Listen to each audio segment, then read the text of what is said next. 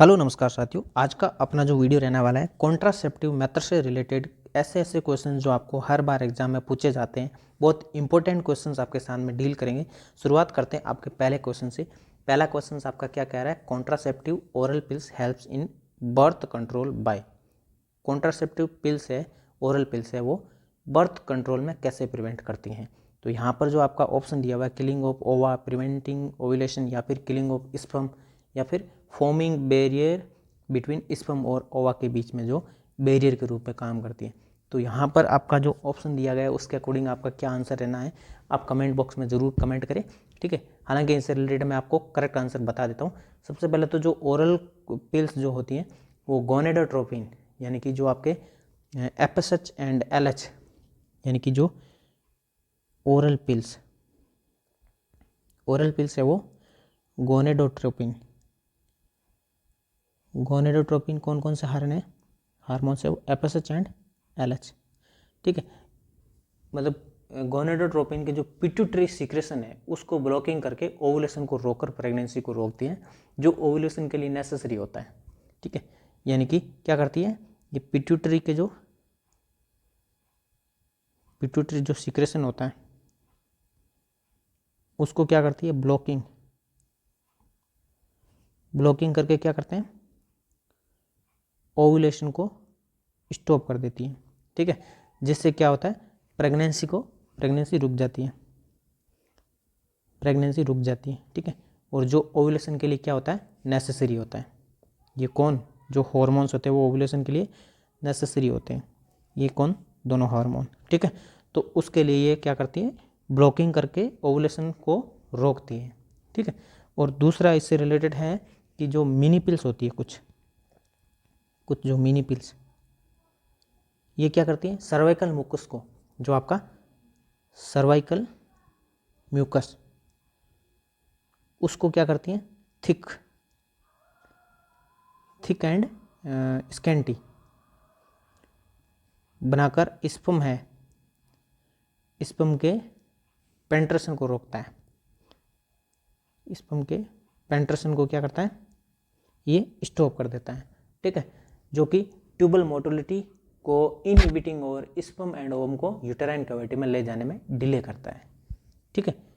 तो उसके कारण है वो आपका मतलब कॉन्ट्रासेप्टिव पिल्स है वो बर्थ कंट्रोल को हेल्प करती है। तो यहाँ पर आप अपना आंसर लगभग समझ चुके हो। तो क्या करती है ये? प्रिवेंटिंग ओव्यूलेशन को रोकती है। कौन? Contraceptive pills. ये आपका यहाँ पर करेक्ट आंसर रहने वाला है। अगला क्वेश्चन आपका क्या कह रहा है, ढंग से पढ़े। Which one of the following drugs can reduce efficacy of low dose oral contraceptive pills. यानी कि इनमें से कौन सी ड्रग्स है वो यानी कि एफिकेसी यानी कि जो इफेक्ट को मतलब low dose oral contraceptive pills है वो करती है, ठीक है। तो यहाँ पर ऑप्शन के अनुसार आपका पेनिसिलिन, टेट्रासाइक्लिन या फिर एम्पिसिलिन या फिर रिफाम्सिन। तो करेक्ट आंसर आपका जो रिफाम्सिन है वो रहने वाला है। डी आंसर आपका यहाँ पर करेक्ट है, क्योंकि जो ओरल कॉन्ट्रासेप्टिव पिल्स है जो लेने वाली जो वुमेंस होती है उसके अंदर एंटीबायोटिक रिफाम्सिन एस्ट्रोजन कॉन्ट्रासेप्शन कम कर देता है। क्या करता है? जो वुमेंस होती है ना ओरल कॉन्ट्रासेप्टिव लेने उसके लिए एंटीबायोटिक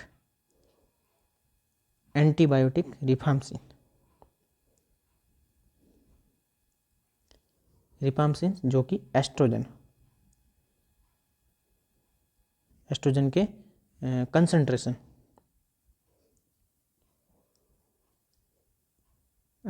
कंसंट्रेशन को कम कर देती है यानी कि डिक्रीज कर देती है।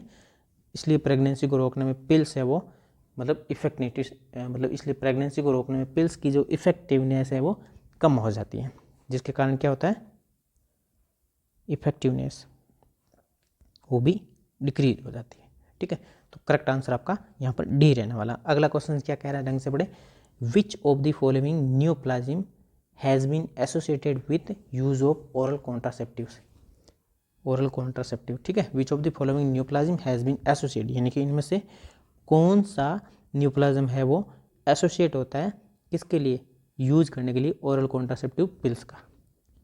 तो यहाँ पर जैसे आपको क्वेश्चन के अनुसार ऑप्शन दिए हुए ब्रेस्ट कैंसर, ओवेरियन कैंसर या फिर एंडोमेट्रियल या फिर हेपेटिक एडिनोमा। तो आपका ब्रेस्ट कैंसर है यहाँ पर करेक्ट आंसर रहने वाला है, ठीक है। तो ये क्यों है? क्योंकि जो एंडोमेट्रियल या फिर ओवेरियन कैंसर के जो रिस्क है वो आपके कम हो गए, जबकि जो कॉन्ट्रासेप्टिव के लंबे समय तक यूज करने से सर्वाइकल यानी कि जो कॉमनली या फिर ब्रेस्ट या फिर लीवर कैंसर के जो रिस्क है वो बढ़ जाते हैं। ठीक है, ये आपका यहाँ पर, इसलिए ये आपका करेक्ट आंसर। ठीक है, अगला क्वेश्चन क्या कह रहा है? Norplant is an example of. Norplant है वो किसका एग्जाम्पल है? सबडर्मल इम्प्लांट या फिर वेजाइनल रिंग है या फिर कोई फर्स्ट जनरेशन की इंट्रायूटेराइन डिवाइस है या फिर सेकेंड जनरेशन की इंट्रायूटेराइन डिवाइस है। तो यहाँ पर इसका आपका करेक्ट आंसर क्या रहने वाला है? नोर प्लांट है वो, इसका मतलब यूज है वो डर्मली करते हैं, यानी कि सब डर्मल इम्प्लांट करते हैं। करेक्ट आंसर आपका ए रहने वाला है, क्योंकि ये आपकी कहाँ पर इंसर्ट की जाती है? तो just under skin of women's arm, यानी कि वुमेंस की जो आर्म होती है उसके जस्ट अंडर, स्किन के अंदर, यानी कि कहाँ पर इंसर्ट करते हैं? Just under skin of women's arm, women's arm. ठीक है, इंसर्ट, इसको कहाँ पर नोर प्लांट को इंसर्ट किया जाता है? तो रूट आप याद रखना है, just under skin of woman arm, arm के अंदर वो इसको इंसर्ट किया जाता है। और नोर प्लांट है एक सब डर्मल इम्प्लांट है जिसका यूज है 5 साल तक लॉन्ग टर्म कॉन्ट्रासेप्शन के लिए किया जाता है, यानी कि 5 ईयर तक इसका लॉन्ग टर्म कॉन्ट्रासेप्शन उसके लिए किया जाता है, यानी कि लॉन्ग टर्म होता है। ठीक है, ये सब डर्मल जो इम्प्लांट है, और इसमें 6 सिलास्टिक यानी कि सिलिकॉन रबर के कैप्सूल्स होते हैं। कितने होते हैं?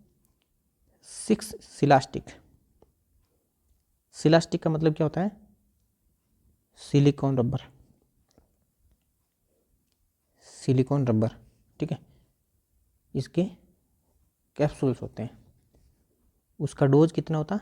35 mg लिवोनोरजेस्ट्रिल। कंटेंट क्या होता है? लिवोनोरजेस्ट्रिल्स होता है। ठीक है, और ये मतलब वुमेंस की जो आर्म है उसके अंदर इंसर्ट की जाती है। तो करेक्ट आंसर आपका सब डर्मल इम्प्लांट इसका करेक्ट आंसर है।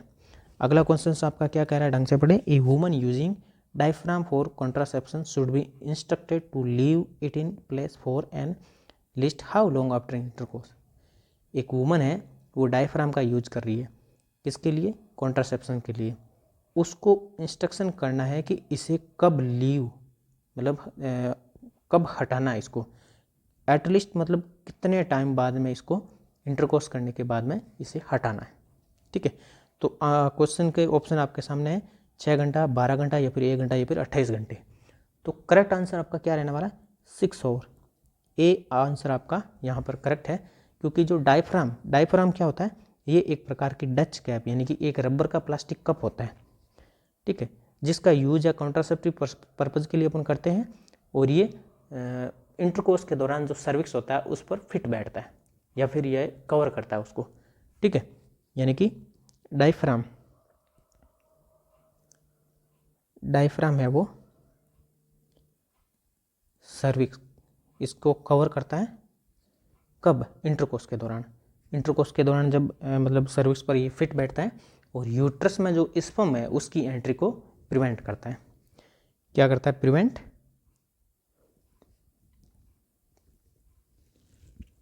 यूट्रस में एंट्री ऑफ स्पर्म की एंट्री को है वो प्रिवेंट करता है। ठीक है, और इंटरकोर्स के बाद कम से कम इसे 6 घंटे बाद में, 6 घंटे के लिए इसे छोड़ देना चाहिए। 6 घंटे बाद में आप इसको लीव कर सकते हैं, लेकिन 6 घंटे तक इसको अंदर ही रखना पड़ता है, नहीं तो प्रेगनेंसी कंसीव हो सकती है। ठीक है, तो 6 घंटे तक इसको उसके अंदर ही छोड़ देना चाहिए। करेक्ट आंसर आपका ए रहने वाला। अगला क्वेश्चन क्या कह रहे हैं, ढंग से पढ़े। Which contraceptive methods best to use for a patient with RH rheumatic heart disease. इनमें से कौन सा कॉन्ट्रासेप्टिव मेथड है जो बेस्ट होता है किसके लिए? Use for a patient with, जो इस डिजीज के साथ में सफ़र कर रहा है उसके लिए बेस्ट कॉन्ट्रासेप्टिव मेथड्स कौन सा है? तो यहाँ पर ऑप्शन दिए हुए पिल्स, इंजेक्शन या फिर बैरियर मेथड या फिर IUCD।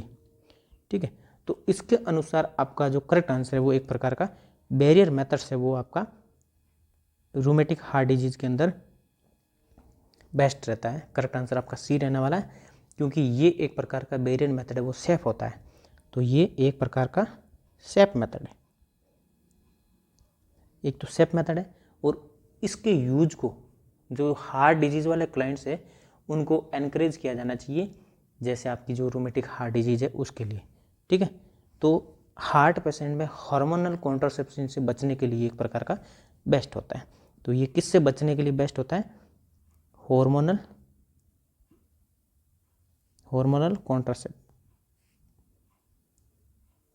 कॉन्ट्रासेप्टिव, उससे बचने के लिए बेस्ट है, ठीक है। तो आपका ये करेक्ट आंसर आपका सी, बैरियर मेथड, ठीक है। अगला क्वेश्चन क्या कह रहा है? The most effective method other than abstinence. Abstinence के अलावा कौन सा मोस्ट इफेक्टिव मेथड है, ठीक है। तो यहाँ पर जो ऑप्शन दिए हुए स्टरलाइजेशन, ओरल कॉन्ट्रासेप्टिव, या फिर कॉन्डम्स, या फिर बैरियर मेथड। तो जो बेस्ट मेथड होता है वो आपका एब्सटिनेंस के अलावा मोस्ट इफेक्टिव मेथड है वो ओनली और ऑल स्टरलाइजेशन होता है। करेक्ट आंसर आपका यहाँ पर ए रहने वाला है, क्योंकि इस मेथड के अलावा अदर मेथड में रेट ऑफ फेलियर कुछ हद तक ज़्यादा होती है, ठीक है। इसलिए आपका स्टरलाइजेशन है वो एकदम करेक्ट आंसर है, ठीक है। अगला क्वेश्चन है कि natural method of family planning. Family planning के लिए इनमें से नेचुरल मेथड कौन सा है, ठीक है। कैलेंडर मेथड, या फिर कॉन्डम्स, या फिर आईयूसीडीज, या फिर ओरल कॉन्ट्रासेप्टिव। तो कैलेंडर मेथड जिसे सेफ रीड या फिर रिदम मेथड भी कहते हैं, इसको आप सेफ मेथड या फिर रिदम मेथड भी कहते हैं, ठीक है। क्योंकि इस फैक्ट पर आधारित है कि जो नेक्स्ट मेंस्ट्रुएशन की जो शुरुआत है 12 से 16 दिन पहले ओव्यूलेशन होता है, ठीक है। तो ओव्यूलेशन है वो कब होता है, किसके लिए? नेक्स्ट मेंस्ट्रुएशन के लिए। नेक्स्ट मेंस्ट्रुएशन की शुरुआत से 12 से 16 दिन पहले, 12 से 16 दिन, 12 से 16 डे बिफोर, ठीक है। उसके लिए ये आपका कैलेंडर मेथड है वो नेचुरल मेथड होता है फैमिली प्लानिंग के लिए। तो करेक्ट आंसर आपका ये पर ए रहने वाला है, ठीक है। अगला क्वेश्चन क्या कह रहा है दोस्तों, ध्यान से पढ़े। Which is the permanent method of family planning. Family planning के लिए इनमें से कौन सा मेथड है वो एक प्रकार का परमानेंट मेथड है? ओपटी, ट्यूबेक्टोमी, या फिर वैसेक्टोमी, या फिर ओरल पिल्स, या फिर कॉन्डोम्स। तो आपका यहाँ पर जो फैमिली प्लानिंग का एक टर्मिनल मेथड या फिर परमानेंट मेथड है वो मेल स्टरलाइजेशन या फिर फीमेल स्टरलाइजेशन, जिसे आप मेल के लिए तो आप कहते हैं ट्यूबेक्टोमी, या फिर फीमेल के लिए होता है वैसेक्टोमी। तो करेक्ट आंसर आपका यहाँ पर बी रहने वाला है, ठीक है। वो मेथड है वो फैमिली प्लानिंग के लिए टर्मिनल या फिर परमानेंट मेथड होता है। अपने को पूछा है परमानेंट मेथड, तो करेक्ट आंसर आपका यहाँ पर बी रहने वाला है, ठीक है। अब याद रखना ट्यूबेक्टोमी है वो किसके लिए की जाती है? फीमेल में, और वैसेक्टोमी है वो मेल के लिए की जाती है, ठीक है। अगला क्वेश्चन और लास्ट क्वेश्चन आपका क्या कह रहा है? What is the upper limit of pregnancy up to which MTP can be done in India as per MTP act 1971। इनमें से कौन सी अपर लिमिट ऑफ प्रेगनेंसी होती है जो अप टू इसके लिए एमटीपी करवाने के लिए इंडिया के अंदर एमटीपी एक्ट 1970 एक्ट के अनुसार? तो 18 वीक्स, 20 वीक्स, या फिर 22 वीक्स, या फिर 24 वीक्स। तो एमटीपी एक्ट है वो 1971 के अंदर आया था, ये आप याद रखना, ठीक है। ये एक प्रकार का मेडिकल यानी कि एक रजिस्टर्ड मेडिकल प्रैक्टिशनर द्वारा 12 वीक तक अबॉर्शन की परमिशन देता है। एमटीपी है वो किसको द्वारा? मेडिकल प्रैक्टिशनर, जो कि आपका रजिस्टर्ड होना चाहिए, ठीक है, उसके द्वारा 12 वीक तक अबॉर्शन की परमिशन होती है, ठीक है। लेकिन एक बात याद रखना कि 20 वीक तक के लिए यानी कि 20 वीक तक के लिए अबॉर्शन के लिए 2 मेडिकल प्रैक्टिशनर की मतलब राय लेनी चाहिए। तो यहाँ पर आपका ये तो एक था, लेकिन यहाँ पर 20 वीक के लिए 2 होने चाहिए, ठीक है। दोनों की राय है वो लेनी चाहिए। और 20 वीक से अधिक एमटीपी एक्ट 1971 अबॉर्शन की परमिशन नहीं देता है। तो यहाँ पर करेक्ट आंसर आपका क्या रहने वाला है? 20 वीक्स। अपने से पूछा भी क्या है अपर लिमिट, तो 20 वीक के बाद में आपका एमटीपी डन नहीं की जाती है, तो ठीक है। तो 20 वीक के बाद में आपकी अबॉर्शन के लिए एमटीपी नहीं की जा सकती है, ठीक है, उसके लिए परमिशन नहीं देता है।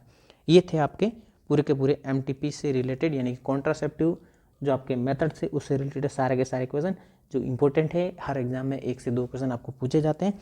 अगर किसी भी प्रकार का कोई डाउट हो तो आप कमेंट करें, वीडियो पसंद आया हो तो आप लाइक करें, चैनल को सब्सक्राइब करना ना भूलें, वीडियो को शेयर करें। तब तक के लिए हम एक नया वीडियो और लेकर आएंगे, मिलेंगे एक नए वीडियो के साथ में। तब तक के लिए जय हिंद, जय भारत, थैंक यू।